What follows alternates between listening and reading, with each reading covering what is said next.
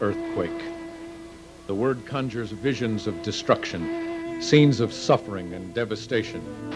But it is also one of the great wonders of nature, a phenomenon of immense power and unpredictability.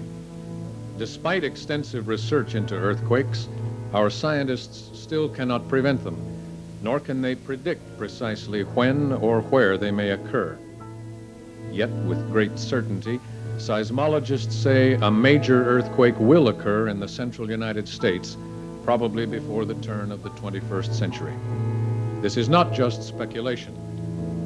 An overwhelming amount of scientific and historical evidence supports this conclusion. The quake will occur, maybe tomorrow, maybe in 10, 20, or 30 years. To be more precise is still impossible. Most people, while watching the nightly news, have viewed scenes of cities ravaged by earthquakes. Yet few have any real concept of how powerful, how errantly destructive a quake can be. Imagine a tornado ripping through your town. Horrible as it may be, it is nothing compared to the power released during a major earthquake. Then imagine thousands of tornadoes tearing through an area as large as several states. If you can grasp the immensity, you are just beginning to realize how a quake can lay waste entire cities, how it can indiscriminately injure and kill hundreds and thousands of people. Remember, there is no guarantee a tornado will rip through your town. But if you live in the central United States, you will experience an earthquake. Exactly where the quake will occur or what communities will be hit hardest is impossible to say. Here in western Tennessee is visible evidence of the most severe series of earthquakes in the history of the United States. Before the earthquake struck in the winter of 1811 and 1812, this was an 18-mile stretch of cypress forest. The earthquakes caused the ground to sink as much as 20 feet, creating what is known today as Reelfoot Lake. While another earthquake of this magnitude is unlikely in the central United States for several hundred years, it is likely that the energy released by a quake of lesser magnitude will topple buildings and cause death and destruction. Dr. Otto Nutley, a geophysicist at St. Louis University, has long been recognized as the leading authority on earthquake activity in the central United States. If my calculations are correct, there's enough energy stored up in the rock right now to produce a magnitude 7.6 earthquake, which, if it were to occur, would be a very, very large earthquake. It would be a major earthquake. Since 1974, scientists have detected 200 earthquakes a year of at least 1.0 on the Richter scale in the central United States. Because it takes sensitive instruments to detect many of these quakes, few people are aware of the danger.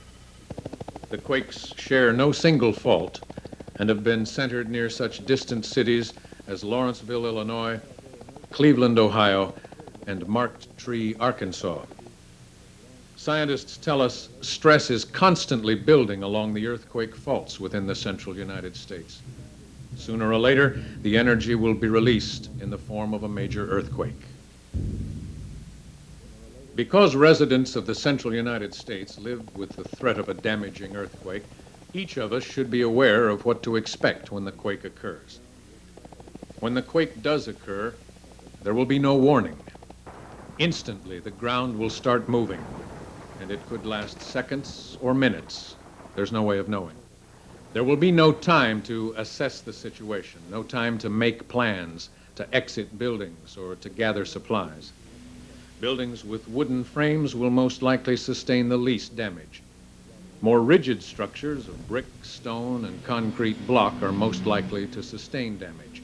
Many schools and public buildings fall into this category. Public officials should be aware of the danger and start preparing now. Historical earthquakes of 7.6 Richter magnitude have twisted railroad tracks and knocked down power lines. Gas mains were severed and communication systems shut down. Many highways and airport runways were rendered useless. A major earthquake in the central United States will have an immediate and major impact on transportation, commerce, and communication systems nationwide. In the event of a major quake, survival could well depend on your state of preparedness, on how quickly you act. Watch and listen closely for the next few minutes and learn what to do before, during, and after the quake. During a quake, most injuries are caused by falling objects. Large and heavy pieces of furniture, such as bookcases, should be fastened to wall studs. It's wise to securely attach gas appliances to walls or floors. Be aware of potential fire risks and know where to shut off electricity at the main switch and gas and water valves where they enter the home. Also, every household should have an earthquake and disaster preparedness kit. The kit should contain a flashlight and portable radio, both with fresh batteries.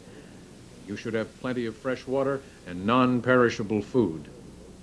Your kit also should contain blankets, first aid supplies, and tools such as a crescent wrench that would help you survive in the event of a quake. If you're indoors during a quake, stay indoors and take cover under a heavy table or desk.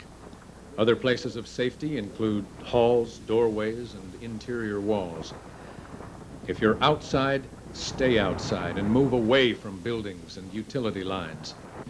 And if you're in a car, stay there.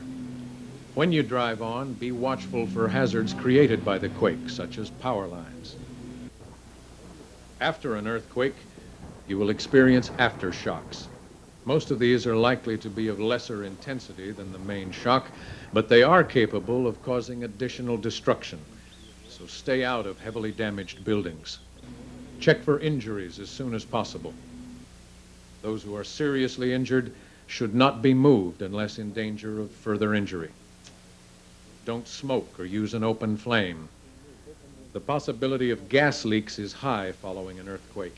If you do smell gas, open windows, shut off the main gas valve, and report the leak to authorities. Of course, there are many other tips for how you can prepare for an earthquake, and there are places you can go to seek answers. Your local disaster and emergency services, or civil defense, for example. The local fire department can advise you on how to minimize fire risks. And the Red Cross has information on first aid procedures.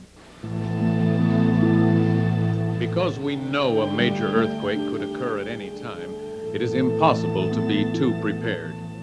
The more you know about your home, office, and surroundings, the better off you will be. Don't be unprepared for the coming quake. When you realize it's only a matter of time, you've taken the first step toward saving your life and the lives of those you love. The quake will happen. If we are prepared, we can save lives.